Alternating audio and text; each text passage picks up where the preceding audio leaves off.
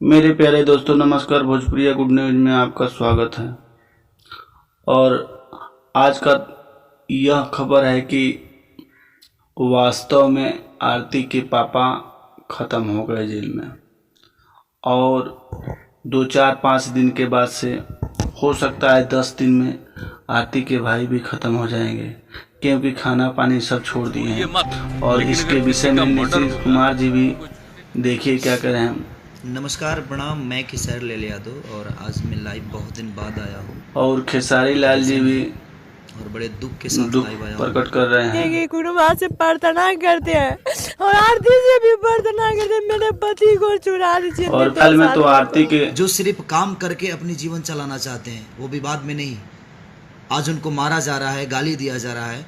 ये कहाँ का इंसाफ है? गलती किसी एक ने किया है ना, तो गलती किसी एक ने किया है तो इतने सारे घर परिवार के ऊपर अत्याचार करने का क्या मतलब है? मैं सॉरी, आज प्लीज़ आप लोग का नाम नहीं ले पाऊँगा, तो प्लीज़ क्योंकि मैं थोड़ा सा आज बड़ी तकलीफ में टीवी देख रहा था। ये तो चीज़ें बहुत दिन से चल रही थी, लेकिन आज कुछ ज़्यादा ही हद हो गया है। हमारी भी बेटी है, हमारी भी बहनें हैं।